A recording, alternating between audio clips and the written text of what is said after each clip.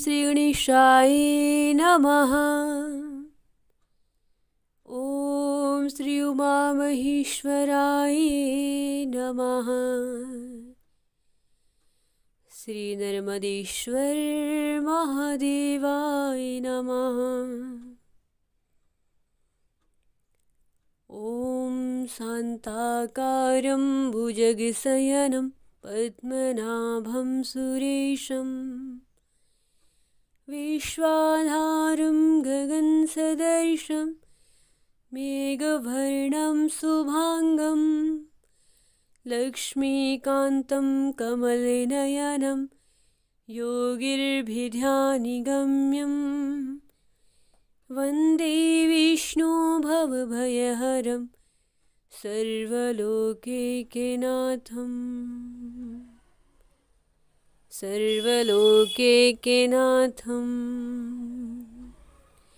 ॐ नमः शम्भवाय च मयोभवाय च नमः शङ्कराय च महेश्वराय च नमः शिवाय च शिवतराय च। भवानी शङ्करो वन्दे श्रद्धा विश्वासरूपिणो या मा विना न पश्यन्ति सिद्धाश्वात्विश्रमं कुन्द इन्दुषं देहे उमारमण करुणायन् जाहि दिन पर नेहु करु कृपामर्दन्मयन्। वन्दे बोधमयं नित्यं गुरो शङ्कररूपिणीं यामासीतो हि वर्कोऽपि चन्द्रशर्वर्तवन्दते। ॐ या कुन्देरे तुषार हार धवला या शुभ्रवस्त्रावृता या वीणावरदण्डितकरा या सवितपद्मासना या ब्रह्मज्योतिशङ्करप्रभृति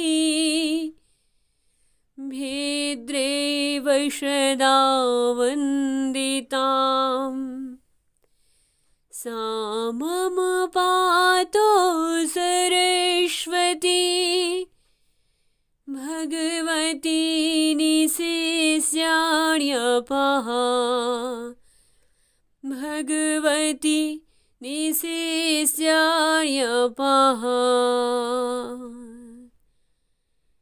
बोलिए सरस्वती महाविद्या की जय।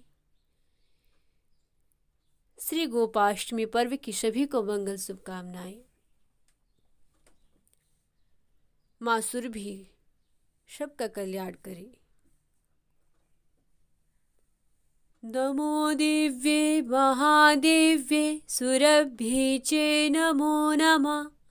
गवाबीजस्वरूपाय नमस्ते जगदम्बिके। नमो राधाप्रियाय च पद्मासाय नमो नमः।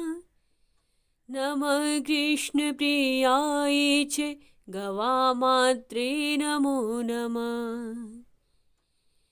कल्पवृक्षस्वरूपाय सर्वेषां सतं तं परे क्षीरदाय धन्दाय बुद्धिदाये नमो नमः। शुभाय च सुभद्राय गोपरदाय नमो नमः। यशोदाय कीर्तिदाय धर्मदाय नमो नमः। यशोदाय कीर्तिदाय धर्मदाय नमो नमः। बोली सुरभि मात की जय।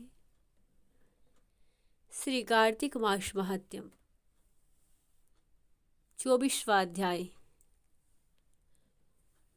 कार्तिक शुक्ला अष्टमी गोपाष्टमी को गोपूजन तथा गौ को चारा आदि डालने से माँ को चारा आदि खिलाने की सेवा का महत्व। कल की कथा में हम सब ने श्रवण किया, महात्म्य में हमने श्रवण किया कि किस प्रकार तुलसी दल डालने से गर्ग जी के द्वारा पिचासिनी और ब्रह्म राक्षस तथा राजा कलमास्पाद पर तुलसी दल का जल डालने से किस प्रकार उन तीनों की मुक्ति हुई और पुनः अपने स्वरूप उन्हें प्राप्त हुए। आज का सुंदर महात्म्य इस प्रकार है। गोपाष्टमी के शुभ अवसर पर बड़ा ही सुंदर महात्म्य श्री कार्तिक मास में कहा गया है। पूर्वोक्त कथा सुनाने के बाद ऋषियों ने कहा कि हे सूत जी, अब कार्तिक शुक्ला अष्टमी, जिसे गोपाष्टमी भी कहते हैं, उसका महात्म्य सुनाने की कृपा कीजिए। यह गोपाष्टमी इतनी विशेष क्यों है? इस अष्टमी में गौ का पूजन करना, गौ की सेवा करना और गौ माता को चारा आदि डालने का इतना विशेष महत्व क्यों है, इस विषय में कहिए। तब सूत जी ने कहा कि हे ऋषियों, बड़ा अच्छा प्रश्न किया है। इस दिन का बड़ा विशेष महत्व यूँ है कि भगवान श्री कृष्ण बाल्यावस्था में बछड़े चराया करते थे। कार्तिक शुक्ला अष्टमी वह तिथि है, वह पुण्यदायिनी तिथि है जब भगवान श्री कृष्ण ने कृष्णावतार में गोचारण प्रारंभ किया था। इस दिन से भगवान श्री कृष्ण गोचारण